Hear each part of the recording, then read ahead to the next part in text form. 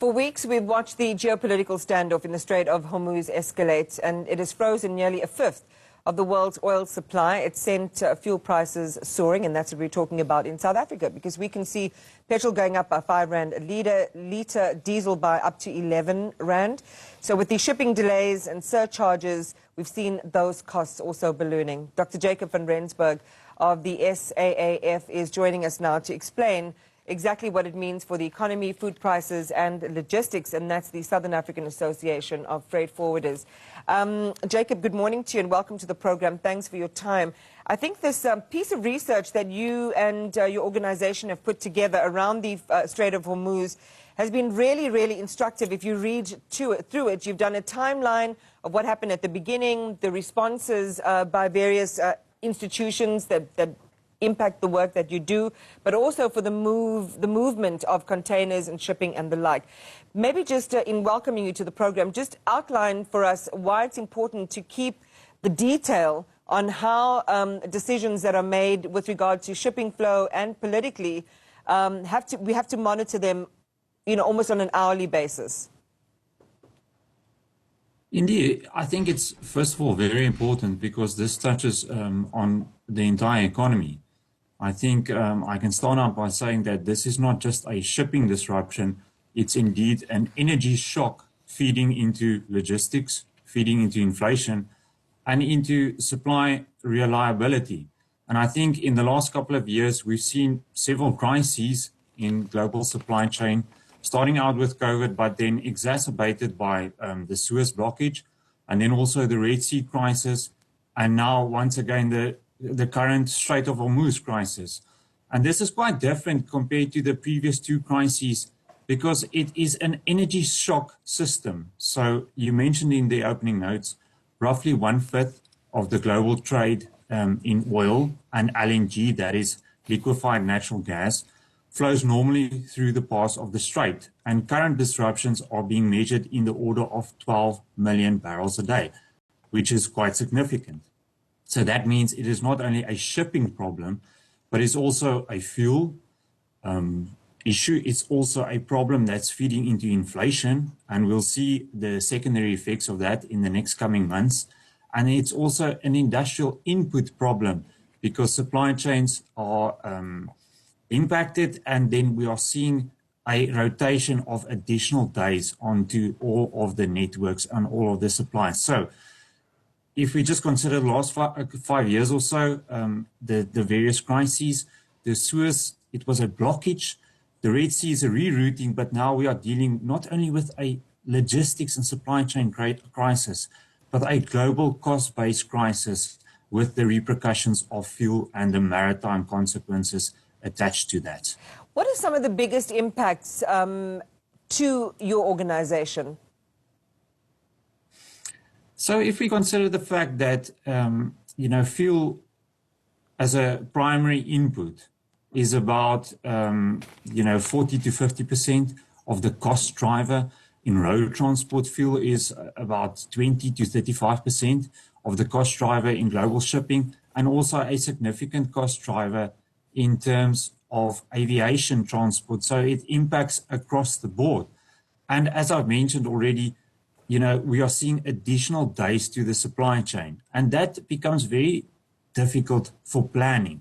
And the important consideration here is that logistics and supply chain, it's an enabler of the economy. It's an input factor that touches on all points of the economy, whether mining for South Africa, mining, agricultural, even, light manufacturing. It's an input cost. And the thing is about supply chain, we work on predictability and reliability. And currently the system is not predictable whatsoever. So we are seeing additional days, we are seeing additional costs, and that is impacting on the service delivery. And this is very important for logistics and supply chain to get that reliability factor to a point whereby people can plan out their supply chains, they can plan out their production schedules, they can plan their deliveries and so forth. Yeah. So it really is impacting across the board.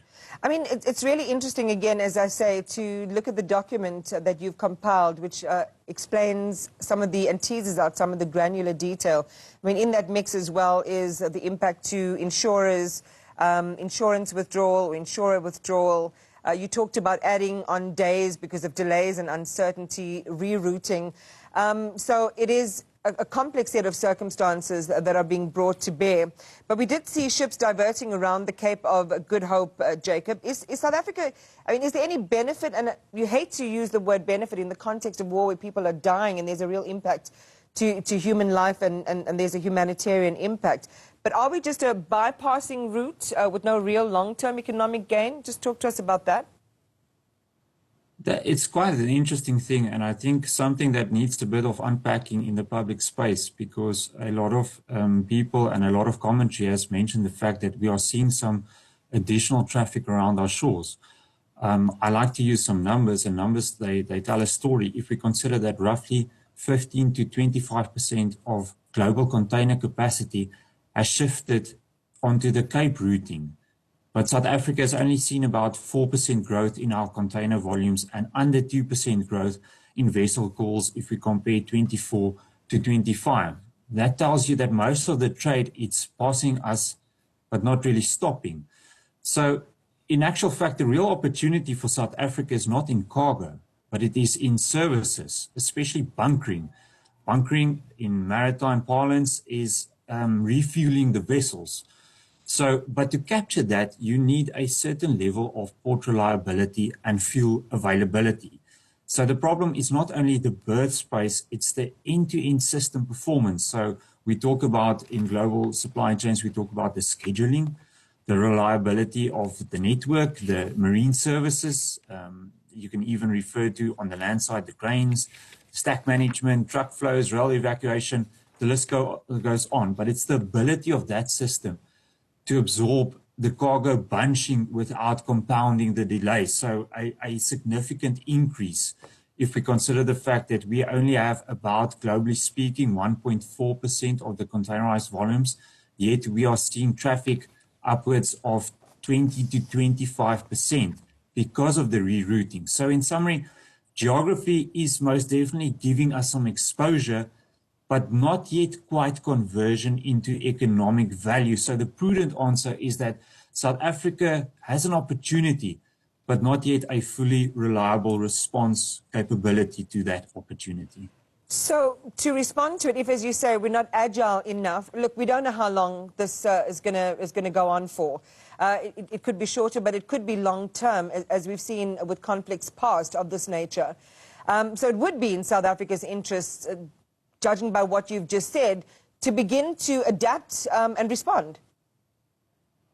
Most definitely. I think South Africa, in our extended network, and as the Southern African Association of Freight Forwarders, we work with all partners on the ground, in the air, at all authorities. So we've done a lot in recent times, and I think we've arrested the decline in our own network, and we're starting to see some green shoots, most definitely with the collaboration throughout the entire industry. So most definitely, this is just another international call, so to speak, to get our own house in order, and that is gradually happening. I think we've seen some increases across the board in the bulk space, in the containerized space, and some better reliability. It's an oft-quoted thing that South Africa's ports are the worst in the world, and I can tell you unequivocally that that is not true.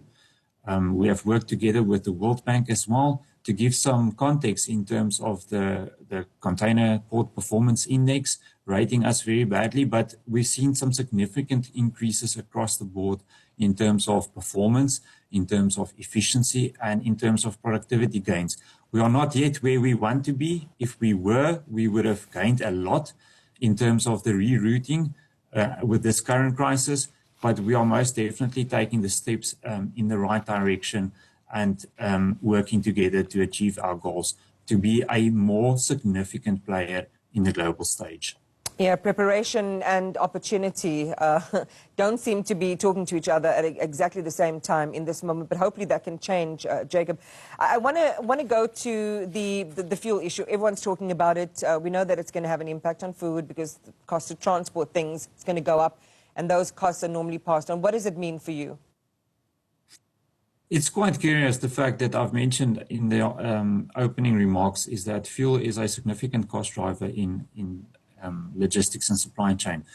And we can see it now with the consumers as well, is that the transmission is relatively fast because the fuel prices are adjusted monthly, and the official framework explicitly reflects the international product basis, freight and related transportation costs. So for the consumer, I think it's all out over the news as well. We're already seeing what the projections for tomorrow will be. Petrol in the mid-20s, diesel even closer to 30 Rand a litre. So in terms of logistics cost, is that pass-through is seen almost immediately in the road freight prices, in the diesel-intensive supply chains, and also in the distribution margins, especially for input-heavy supply chains, which uses distribution margins. So fuel, as I've mentioned, single largest cost driver in logistics.